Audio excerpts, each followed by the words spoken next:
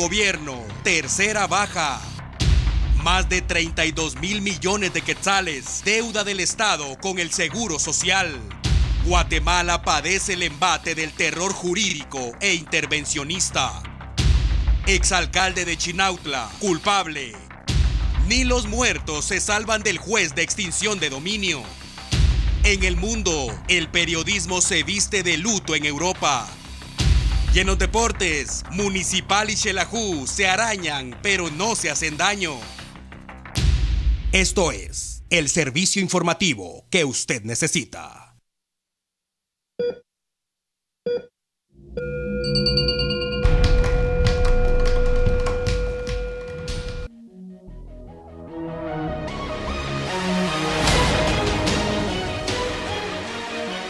Salud pública. Cuando se habla sobre ese tema en Guatemala, sencillamente es hablar de deficiencia, falta de recursos económicos, vidas en riesgo y muerte.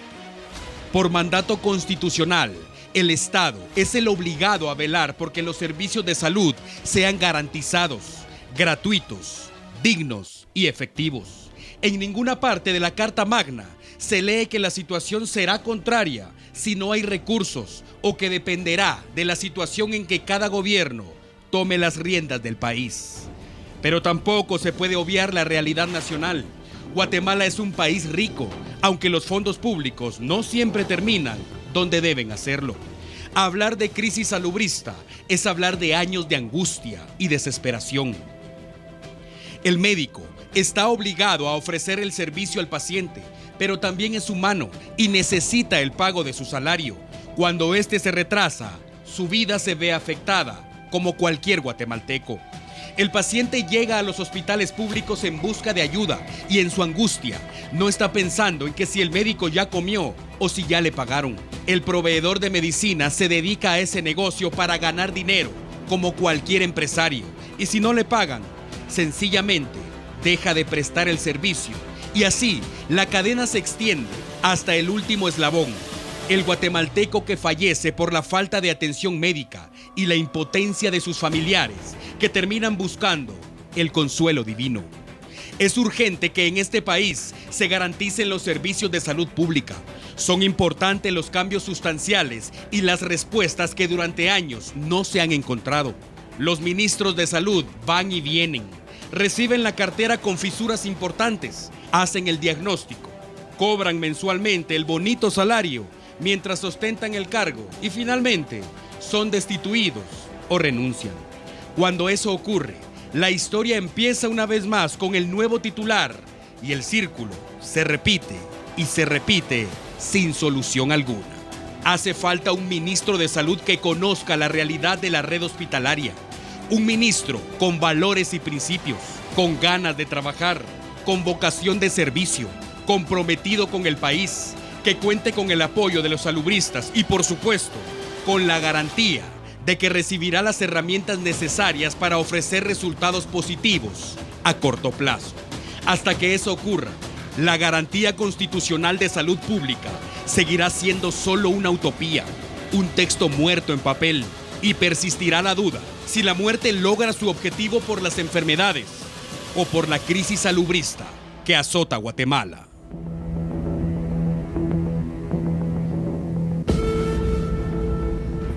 Buenas noches, iniciamos esta emisión con información de la crisis en el sector salud, porque la problemática parece eterna, mientras los funcionarios desfilan por la cartera salubrista y salen sin gloria y sin solución para beneficio de los guatemaltecos. En medio de una inminente crisis que parece eterna para la red hospitalaria del país, hoy presentó su renuncia al cargo de ministro de Salud Pública y Asistencia Social, José Alfonso Cabrera, quien adujo problemas de salud, y su misiva enviada al organismo ejecutivo refiere que su renuncia será efectiva a partir del próximo 1 de agosto. Cabrera desarrolló una polémica gestión ante el desabastecimiento de medicamentos y una deteriorada infraestructura en los hospitales y centros de salud. Por estos casos mantuvo constantes citaciones, incluso para interpelaciones en el Congreso de la República y durante las manifestaciones y bloqueos de carreteras por integrantes de sindicatos salubristas, le recriminaron la austeridad en gastos que implementó en esa cartera. Alfonso Cabrera se convirtió en el tercer ministro en renunciar al gabinete de gobierno. La primera fue Sherry Lucrecia Ordóñez Castro, quien solamente permaneció 11 días en el cargo como ministra de Comunicaciones, Infraestructura y Vivienda. El cargo lo dejó el pasado 25 de enero. Fue sustituida por José Benito, quien estuvo en el cargo durante una semana. Por el momento se rumora que Lucrecia Méndez Mac sería quien reemplace a Cabrera en la cartera de salud. El organismo ejecutivo registró 2 movimientos más en sus instituciones. Karin Cecilia García Vargas presentó su renuncia como titular de la Dirección de Migración, cargo que asumió el 8 de junio anterior, y Victoria Salanic fue destituida como secretaria de la Paz. Buenas noches y en más noticias, el ICS es otra de las instituciones que no escapa a la crisis financiera y hospitalaria, pero sus autoridades argumentan que el retraso también consiste en la millonaria deuda del Estado. Imagínese una deuda de 70 años que asciende a más de 32.000 millones de quetzales. Esto es lo que el Estado adeuda al Instituto Guatemalteco de Seguridad Social ICS, de más de 250.000 empleados públicos a quienes no se les hace el descuento, alcanzando casi la mitad del presupuesto general de la nación. Pero la cuota patronal como Estado es de 579 millones de quetzales.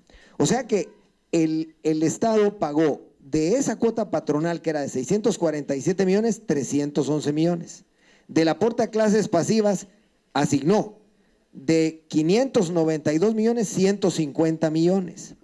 De la cuota patronal, que era de 22 millones, asignó 18, y de la cuota patronal como Estado, que eran 579 millones, asignó 121 millones de quetzales. O sea, y no asignó absolutamente nada de la cuota del Estado como tal, que eran 1.928 millones de quetzales.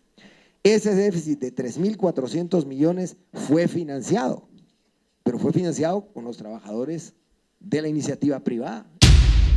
Según el Ministerio de Finanzas, esta deuda, que incrementa cada año, perjudica la inversión en infraestructura y contratación de más personal, y es obligación de los parlamentarios exigir la asignación del pago para cancelar la cuota patronal. En la ley orgánica del ICS, del Instituto Guatemalteco de Seguridad Social, en el artículo 40, está bastante claro que dice: la cuota del Estado como tal y como patrono se debe financiar con los impuestos que al efecto se creen o determinen, los cuales han de ser disponibilidades privadas del instituto. Pero lamentablemente desde la creación del instituto hace 70 años no se han creado los impuestos que para el efecto se creen o determinan, y eso no lo puede hacer el Ministerio de Finanzas, sino que únicamente lo puede hacer el Honorable Congreso. En una citación entre las autoridades del ICS y diputados del Congreso, se manifestó la necesidad que tiene el instituto de la cancelación de la deuda de parte del Estado, ya que con ella se podría saldar muchas de las compras de medicamentos, entre otras necesidades. Las extorsiones siguen como la principal causa de muertes violentas y los pilotos de buses como el blanco de las bandas delictivas.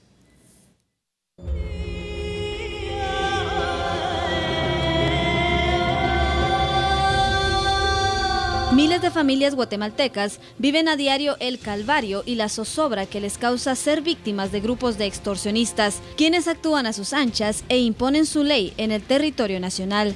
Pilotos de buses urbanos, extraurbanos y transportistas, así como empresarios, pequeños comerciantes y residentes en colonias y barrios populares, son las víctimas codiciadas por estas bandas delictivas. El Ministerio Público en el 2015 recibió 5.872 denuncias por el delito de extorsión y en el primer semestre del 2016 registró 2.400. De enero a junio del año en curso, los Ministerios Público y de Gobernación ejecutaron una serie de operativos en unos 12 departamentos asediados por las bandas de extorsionistas, a quienes les decomisaron listados y registros de cuentas bancarias con montos millonarios producto de las extorsiones.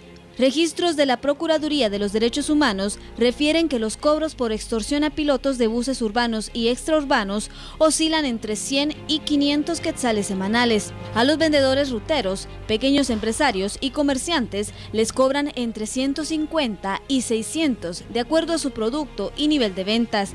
A las personas particulares les cobran de 1.000 quetzales en adelante, de acuerdo a su situación socioeconómica. Hay varios tipos de extorsión, la que se cobra a inicios de año, que es el bono escolar, como le suelen llamar, los bonos a diferentes grupos delincuenciales, que son durante todo el año, durante todas las semanas del año, el bono 14, que es ya característico de hace más o menos unos 6, 8 años, el bono de verano, que es en la época de Semana Santa, y el bono aguinaldo o de fin de año que ellos cobran para las fiestas de diciembre, que suma, según datos del mismo Ministerio de Gobernación del año 2015, sumaba cerca de 275 millones de quetzales al año. Uno de los analistas en tema de seguridad refiere que el 58% de las denuncias por extorsión las presentan personas particulares. Sin embargo, la mayoría de víctimas, incluso mortales, son pilotos de buses y comerciantes. Cuando empiezan a extorsionar, empiezan a dar una información mucho más certera. A qué hora salió, a qué horas ingresó la esposa, a qué hora salió el hijo. Y esto pues prácticamente crea un efecto de pánico en la población guatemalteca. Y muchas veces no se denuncia, se accede al pago, lamentablemente. Las víctimas vulnerables y que están en la mira de los extorsionistas son los pilotos de buses urbanos y extraurbanos. Uno de los ejemplos es el de Mario Lemus, quien la mayor parte de su vida laboró como piloto hasta el 18 de febrero pasado, cuando fue asesinado por retraso en el pago de la extorsión. Mi madre entró a mi habitación asustada diciéndome que había sucedido un atentado. Encontré Transurbano, que era la unidad de mi señor padre, y que nos presentáramos al extremo de Loma Blanca, zona 21. Lastimosamente, cuando nosotros nos apersonamos al lugar, ya él había fallecido, ¿verdad? Vivimos 27 años, tranquilos. Tuvimos 4 hijos y pues él era muy responsable y no le gustaban las injusticias. Le gustaba ir al campo, jugar pelota, pero pasó esto y lamentablemente ha sido difícil. El otro caso es el de Mario López García, de 62 años, piloto de la Ruta 70, asesinado el 7 de julio en Curso, en un sector de la Florida, zona 19, cuando comenzaba su ruta. Este piloto se cansó de pagar extorsiones y dejó una carta escrita para sus asesinos, quienes lo extorsionaban constantemente. Un operativo inmediato permitió la captura de una mujer y 2 adolescentes presuntos responsables del crimen. La Procuraduría de los Derechos Humanos contabiliza 94 asesinatos en unidades de transportes en el presente año, usuarios de buses 13, pilotos de buses 23, pilotos de mototaxis 22, pilotos de taxis 17, pilotos de microbuses 8, ayudantes de buses 8, empresarios 2 y un inspector. A pesar de los operativos con más de 500 capturados, las extorsiones y asesinatos por esta causa aumentaron durante julio en consecuencia por el pago del bono 14, y muchas de las bandas aún son dirigidas por delincuentes que guardan prisión. Y ahora damos un giro a la información, y es que en T13 Noticias nos unimos a la celebración del 29 aniversario de nuestro noticiario hermano Noti7, uno de los pilares de Albavisión y enlace con la población guatemalteca, a quien debemos nuestra misión y visión. Hace 29 años nació la idea. Entonces, era necesario un medio de comunicación que saliera de las entrañas de la tierra del maíz. Un espacio en la televisión guatemalteca del que todos estuviéramos orgullosos. Un noticiario de guatemaltecos y para guatemaltecos. Se planificó y se ejecutó el plan de trabajo. Se fijaron los objetivos y el proyecto noticioso vio la luz. Eran tiempos difíciles. Los recursos económicos eran escasos. El espacio físico muy particular. Pero todo eso era lo de menos. Habían guatemaltecos comprometidos, había visión, vocación y mística por poner en marcha el proyecto que para entonces ya tenía un nombre: Noti7. Los recursos electrónicos, técnicos, eran en aquel momento los de punta, porque realmente Noti7 siempre ha cuidado ese aspecto. Pero con el pasar de los años, el ver la evolución que ha tenido Noti7 desde el punto de vista tecnológico, de su personal, ver que muchos de nuestros muchachos pues han dado pasos gigantes dentro del periodismo, es un orgullo. Noti7 es parte de la historia de este país y contra eso nadie puede pelear. Un medio de comunicación está expuesto a la crítica desde el momento en que sale al aire. Hay comentarios motivadores todos los días, como también existe crítica destructiva, sin fundamento, pero no importa. Noti7 celebra 29 años de historia, de sacrificio, de informar, de forjar opinión y de entretener. 29 años que se dicen fácil, pero solo aquellos que están comprometidos con el país y el periodismo saben los obstáculos que se han tenido que librar, las victorias, los aciertos y también los errores que hoy ubican a este noticiario a la cabeza del periodismo en Guatemala. En Noti7 nacieron muchos periodistas que más tarde migraron por X o Y razón y hoy se han hecho un nombre en otros medios de comunicación, evidenciando que además de la proyección social, ha sido escuela de muchos. 29 años de cobertura y un impacto a nivel nacional e internacional sin competencia alguna.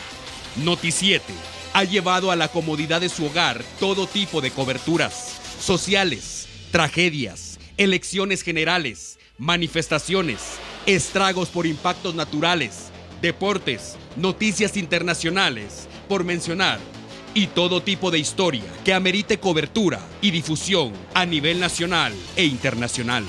Esta noche, T13 Noticias se une a las muestras de cariño, respeto y admiración para todo el personal de Noti7, parte de la red de noticias Albavisión, y los exhortamos a seguir adelante, recordándoles que su trabajo es importante para este país y su compromiso contribuye en la construcción del futuro que todos deseamos. ¡Feliz aniversario, Noti7, el noticiero de los guatemaltecos!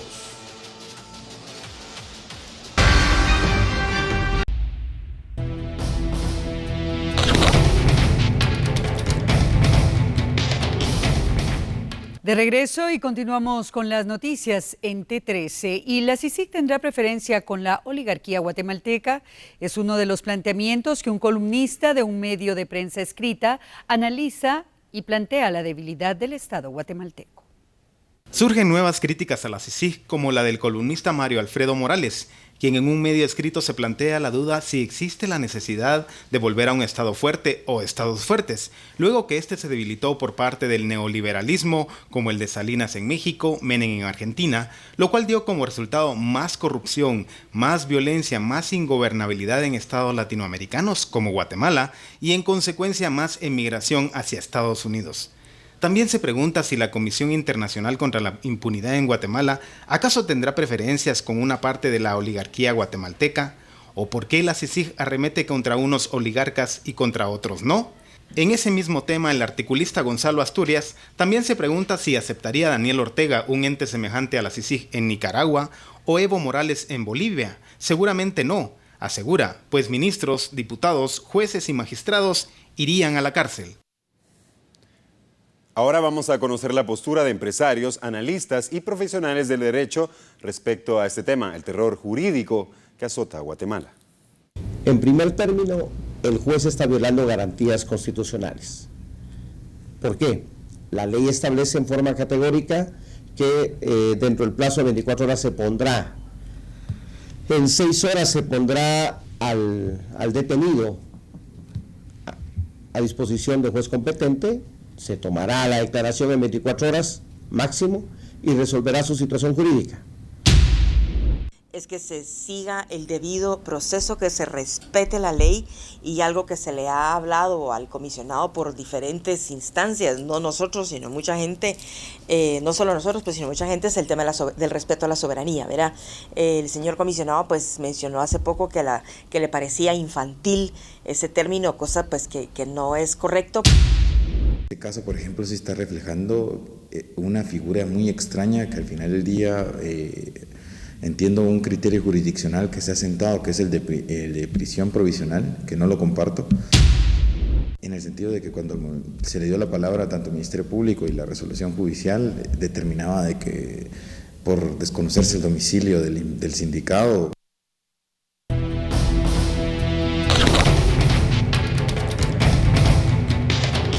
La injerencia internacional en procesos penales viola derechos de las personas que enfrentan procesos judiciales en Guatemala.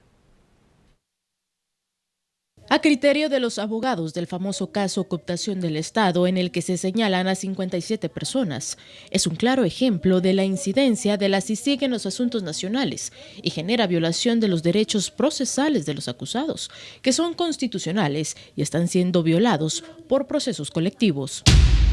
El Ministerio Público, como la Comisión Internacional en los casos de impacto, solicitan capturas de 60, de 70, de 57 personas, como en el caso de cooptación. Eso hace imposible que un juez pueda garantizar, en primer lugar, el derecho de libertad. La Constitución dice que una persona debe ser llevada a proceso a declarar ante juez dentro de las siguientes 24 horas. ¿En qué momento un juez puede cumplir ese plazo de 24 horas? Si, por ejemplo, en este caso famoso de cooptación, llevamos casi 8 semanas en la primera declaración. También se alarga el tiempo de prisión preventiva de los señalados y atrasa la resolución de su situación jurídica, medida que debería también ser penada, considera el abogado Pineda. Si la lucha contra la corrupción abarca todo ámbito, que también se persiga esa demora, esa mora judicial que hay en todos los procesos, que repercute definitivamente en la vida de los ciudadanos que son puestos a disposición de un juez. También se está violentando la presunción de inocencia que mandan las leyes nacionales y se está dañando la reputación de la persona y se crea una estigmatización en contra del señalado, quien es inocente hasta que se demuestre lo contrario y sea vencido en juicio. La persona es inocente mientras no se le demuestre lo contrario. Entonces estamos infestando las cárceles de presos, porque se está cumpliendo con la misión de penar al sospechoso. El sospechoso es inocente, entonces la prisión de las personas las estamos convirtiendo en una pena. ¿Y qué pasa? ¿Qué va a pasar cuando en sentencia se destruyan esas interceptaciones de llamadas ilegales?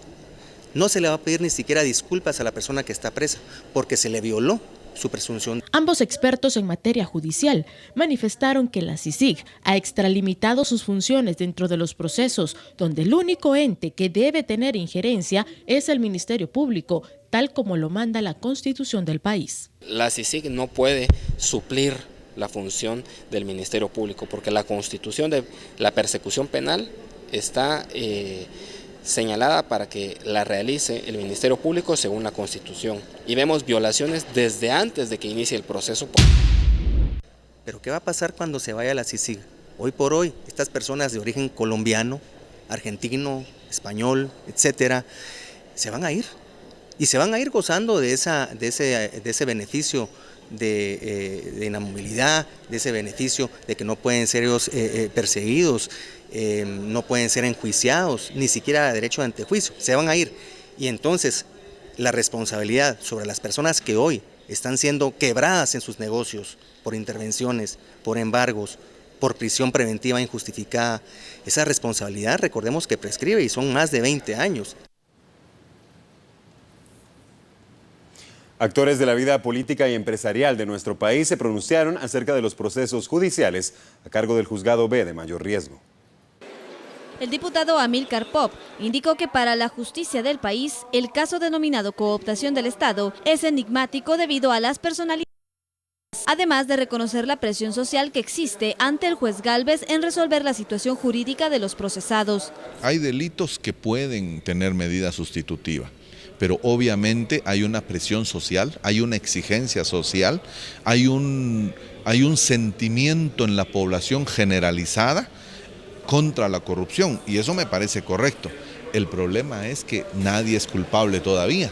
Entonces es casi imposible pensar que un juez se atreva a dictar medidas sustitutivas en esta fase, precisamente porque hay una exigencia social en el sistema. Estos casos van a ser seriamente sujetos de muchas presiones, en donde el juez tiene que mantener su valentía y su imparcialidad, y sin duda que este es un caso paradigmático. Por aparte, Carolina Castellanos, directora de la Asociación para la Promoción de la Libertad y el Desarrollo Sostenible, reconoció la presión mediática realizada a casos de alto impacto conocidos por el juez Gálvez. Sí hay mucha presión mediática, ¿verdad?, por parte de todos. De hecho, las capturas y todo lo que se han hecho han sido unos grandes despliegues mediáticos, ¿verdad? No se hace un tema, se capturó, no, se convoca a los medios y se hace un gran despliegue mediático, y ese ha sido el actuar de CICIG en todo lo que ha hecho, ¿verdad? Si es correcto o no, eso depende si eso está influyendo en el juez o no. No podríamos decir si sí o si no, pero la presión está, ¿verdad? El juez tiene que mantenerse impune a cualquier presión de cualquier índole, mediática o de cualquier forma. Ambos entrevistados indicaron que los casos asignados al juez Gálvez serán procesos largos debido a la cantidad de sindicados y el colapso del sistema de justicia que afronta el país.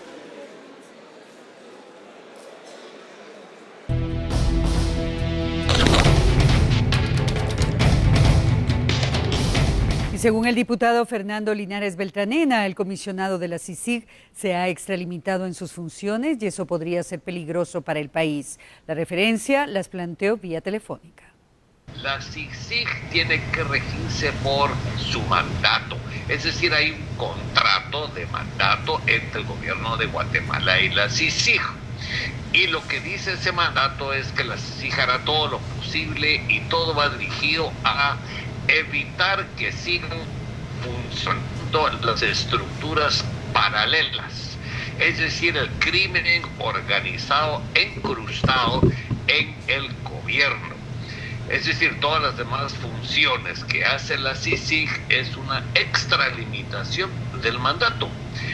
Por ejemplo, la CICIG ha dado opinión el comisionado relacionado con que se deben pagar más impuestos en Guatemala.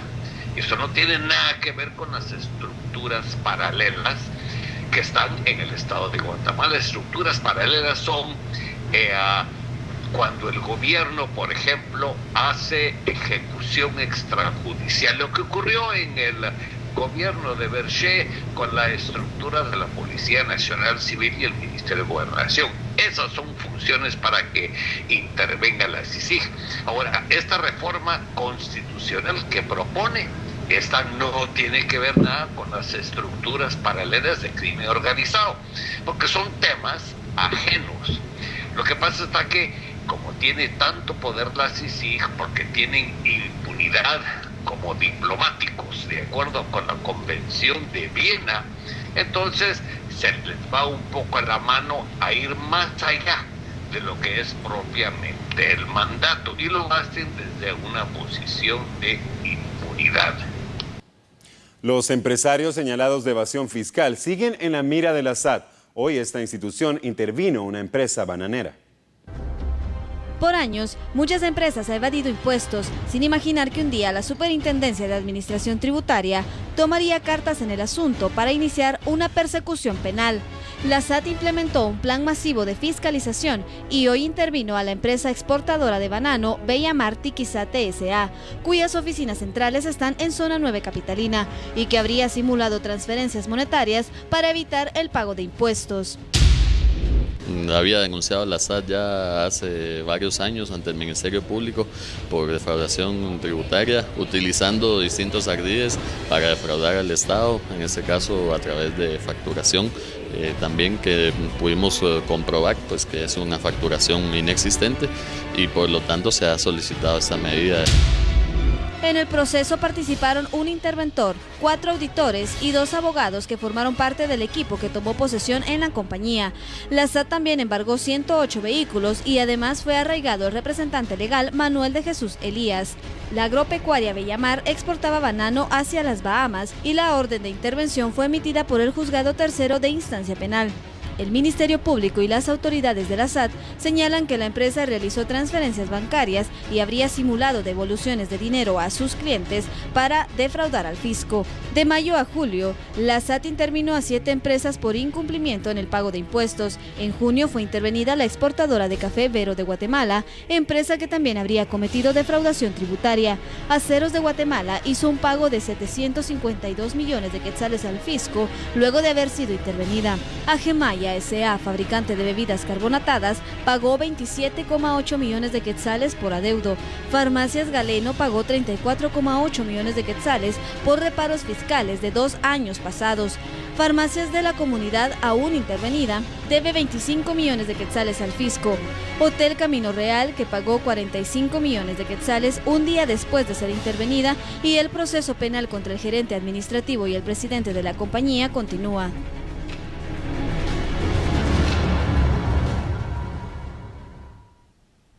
A 2 días del crimen contra 14 reos en Pavón, autoridades ejecutaron una requisa para iniciar investigaciones e identificar a los responsables. Tomando en cuenta que el Ministerio Público ha dicho que las primeras horas de investigación dentro de un crimen son cruciales para determinar la responsabilidad de una persona o grupos delincuenciales, fue hasta 48 horas después del asesinato del capitán Byron Lima y 13 personas más dentro de la cárcel de máxima seguridad Pavón en un supuesto motín, que las autoridades decidieron hacer una requisa. Eso sin tomar en cuenta que antes de esto, los reos hicieron de las suyas en la escena del crimen e incluso saquearon la carceleta de Lima pocas horas después del atentado.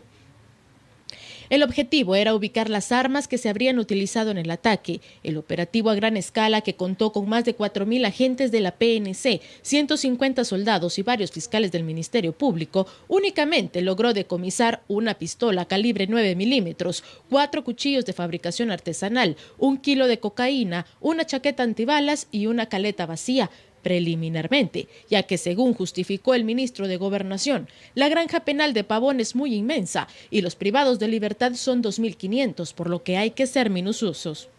El INASIF dio a conocer la identidad de los 12 reos fallecidos en el ataque y dio a conocer la causa de la muerte.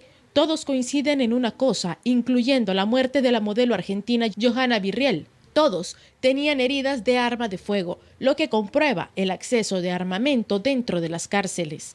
El capitán Lima siempre fijó su postura de rechazo a la CICIG dentro del país, a quien siempre señaló de cooptar la justicia guatemalteca, y es irónicamente quien se encargará de brindar apoyo al Ministerio Público para esclarecer su muerte, según lo informó la jefa de esa entidad, Telma Aldana. La investigación de la muerte de las otras 13 víctimas estará a cargo de la Fiscalía de Delitos contra la Vida. El ministro de Gobernación se limitó a decir que existen 2 hipótesis del crimen. El primero es una posible traición a Lima y el segundo es un ataque de sus rivales, y se investigará si el ataque fue planeado dentro o fuera de la prisión. A pesar de su muerte, autoridades indicaron que continuarán con la extinción de bienes de Byron Lima. Los procesos de extinción de dominio de las propiedades del reo Byron Lima, asesinado en el centro penitenciario Pavón, no se detendrán con su fallecimiento. Para continuar con las acciones penales, se nombrará a un administrador mortual de los bienes, quien puede ser un familiar o cualquier otra persona que esté estipulada en el testamento del fallecido. El juzgado informó que si no se presenta un representante de Lima en el periodo de 1 año, el administrador será un abogado del Instituto de la Defensa Penal. A diferencia del proceso penal, la acción no va dirigida contra las personas, sino que va dirigida contra los bienes y la forma en que estos fueron obtenidos.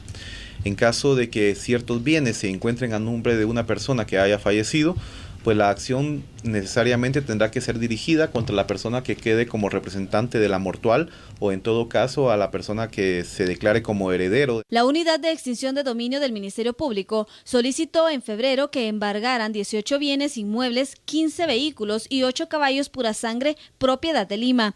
Según las investigaciones, 15 de los bienes inmuebles están localizados en el departamento de Guatemala y los otros 3 en Sololá. Los caballos son de raza española y actualmente son cuidados en la Escuela de Equitación del Ejército de Guatemala. De acuerdo con el Ministerio Público, una propiedad y 4 vehículos están a nombre de Lima Oliva. El resto de bienes embargados aparecen a nombre de familiares y terceros. Byron Lima Oliva fue sentenciado a 30 años de prisión por el crimen cometido contra el monseñor Juan José Gerardi. En 2014, Lima Oliva fue ligado a proceso por el delito de asociación ilícita, lavado de dinero, tráfico de influencias y uso de terminales móviles. La Fiscalía sospecha que los bienes se adquirieron con dinero proveniente de tales actividades ilícitas. Algunos diputados se pronunciaron por los incidentes en Pavón y coincidieron en que se deben deducir responsabilidades.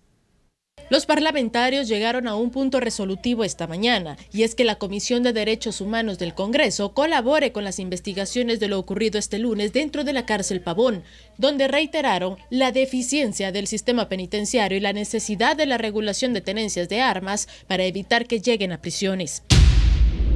No puede ser posible también de que se dediquen a hacer un show, un circo, y van al Mariscal Zavala, dizque a requisar a los que están detenidos allí. ¿Y todo por qué? Porque quieren salir en la foto de los medios, en la cámara de televisión.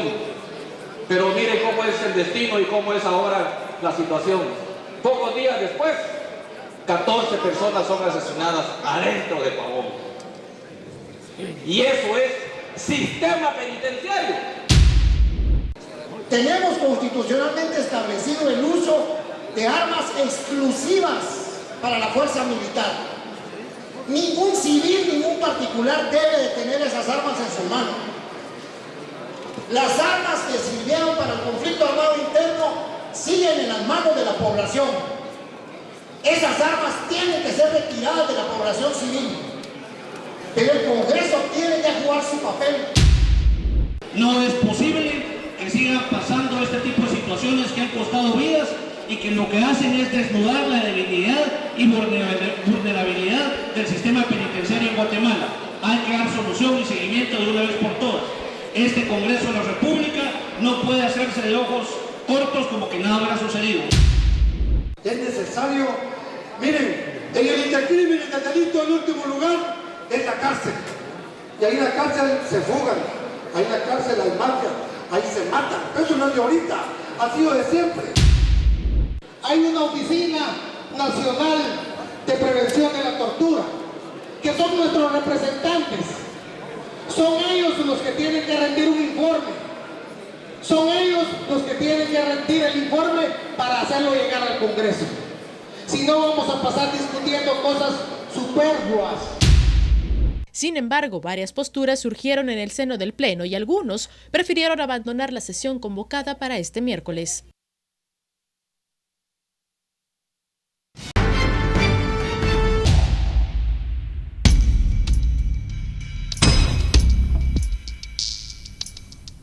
Por malversación de fondos, el exalcalde de Chinautla, Arnoldo Medrano, fue condenado a 9 años de prisión.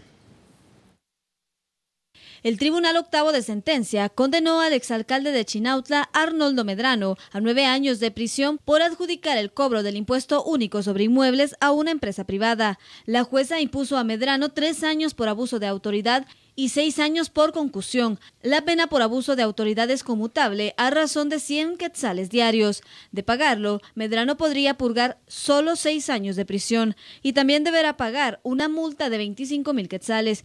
El Ministerio Público deberá investigar al resto de integrantes del Consejo por la adjudicación del cobro de YUSI a la empresa Dinámica Constructiva. Según las pesquisas, Dinámica cobró el YUSI entre el 1 de enero de 2011 y el 13 de agosto de 2012. Durante ese ese periodo recaudaron 14.224.000 quetzales, de los cuales la empresa obtuvo una comisión de 1.793.000 quetzales. En 2014, el Tribunal Séptimo de Sentencia Penal absolvió a Arison Rubicelli Cordón, nuera de Medrano, y al contratista Julio Alvarado. El Ministerio Público, la Comisión Internacional contra la Impunidad en Guatemala y la Contraloría General de Cuentas presentaron 9 solicitudes de antejuicio para retirarle la inmunidad a Medrano e investigarlo por acciones consideradas ilícitas.